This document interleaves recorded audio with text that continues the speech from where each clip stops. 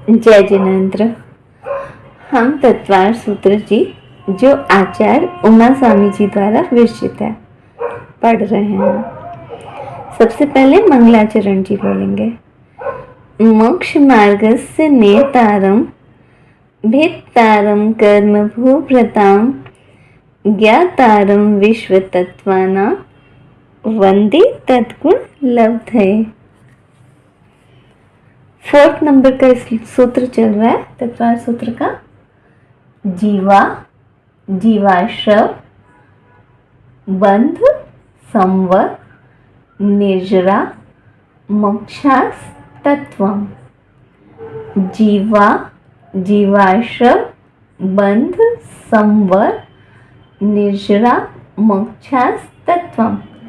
जीवा, जीवाश्रव, बंध, संवर, निर्जरा, मोक्षास तत्वम। इसका अर्थ है जीव,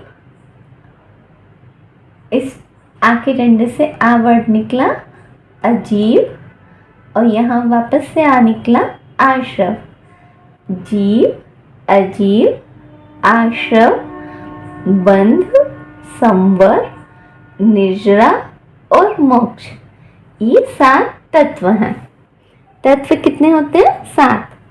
जीव, अजीव, आश्रव, बंध, संवर, निर्जरा और मोक्ष, ये 7 तत्व होते हैं। तत्व किसे कहते हैं? वस्तु के स्वभाव को अथवा वस्तु के यथार्थ स्वरूप को तत्व कहते हैं। इससे पहले भी हमने पढ़ा था कि तत्व वस्तु के यथार्थ स्वरूप को कहते हैं। कितने होते हैं? 7 होते हैं। जीव, अजीव, आश्रव, बंध, संवर, निर्जरा और मोक्ष।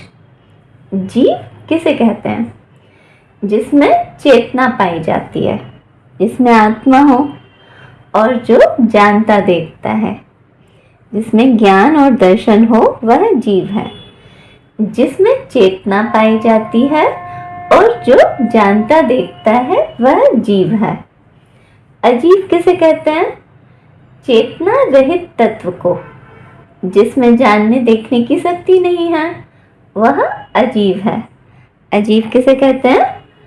जिसमें चेतना नहीं है और जानने देखने की शक्ति भी नहीं है, वह अजीव है। आश्रव क्या है? शुभ अशुभ कर्मों के आने को आश्रव कहते हैं। मतलब कर्मों का आना कहाँ? आत्मा में। आत्मा में कर्मों के आने को आश्रव कहते हैं। शुभ परिणामों से शुभ आश्रव होता है और अशुभ परिणामों से अशुभ आश्रव होता है, मतलब अशुभ कर्म आते हैं। बंध किसे कहते हैं? कर्म और आत्मा का परस्पर मिल जाना। आत्म प्रदेश और कर्म प्रदेशों का परस्पर मिल जाना, जैसे दूध और पानी। दूध और पानी की तरह एक क्षेत्रावगाह हो जाना। कर्म और आत्मा का परस्पर मिल जाना। आश्रव से कर्म आए और आत्मा में कर्मों का परस्पर मिल जाना बंध है।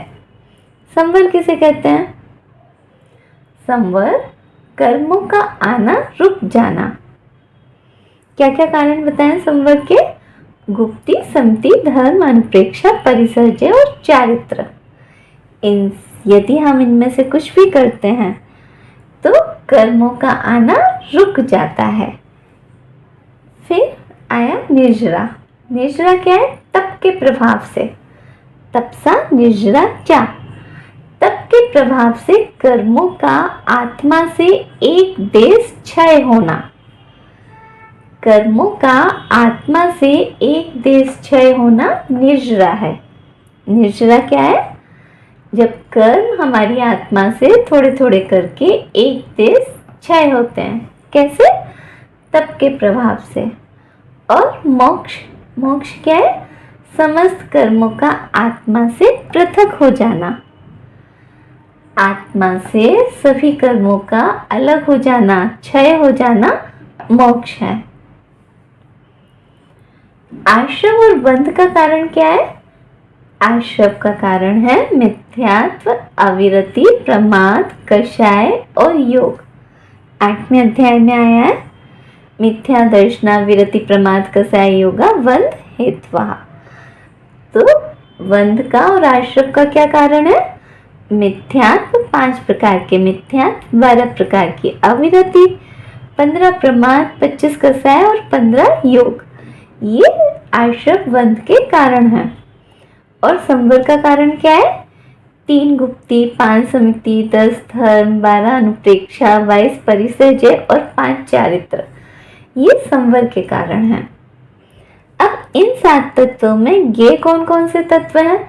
गे यानी कि जानने योग्य तत्व। सभी सातों तत्वों को यदि हम जानेंगे नहीं तो कैसे पता चलेगा कि क्या है और क्या उपादेय है? हे यानी कि छोड़ने योग्य है और उपादेय यानी कि क्या ग्रहण करने योग्य है। तो हे यानी कि छोड़ने योग्य तत्व है अजीव, आश्रव और वंद। कुछ शास्त्रों में आश्रव और वंद मात्र भी लिखा है। तो हे तत्व अजीव, आश्रव और वंद। यदि हम अजीव शरीर आदि से ममत्व राग द्वेष को छोड़ते हैं, आश्रव तो कर्मों का आश्रव भी खत्म होगा और वंद भी बंद हो जाएगा। तो ये हे तत्व हैं छोड़ने लायक।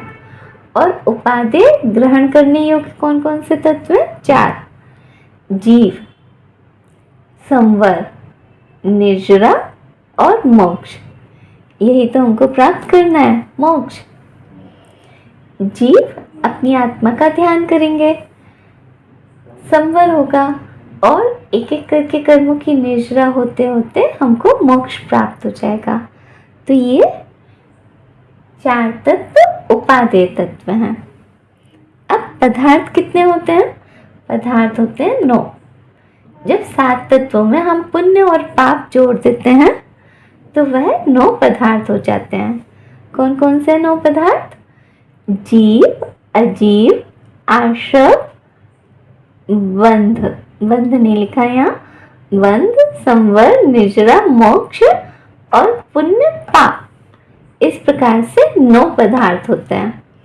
जीव, अजीव, आश्रव, वंद, संवर, निर्जरा, मोक्ष और पुण्य पाप। ठीक है, आज के लिए इतना ही। और हमने इसके डिस्क्रिप्शन में सभी कुछ लिखा हुआ है, तो वहाँ से आप पढ़ सकते हैं। और कुछ छोटे छोटे क्वेश्चन भी हैं जिनका आंसर आप कमेंट में दे सकते हैं। जय जिनेंद्र।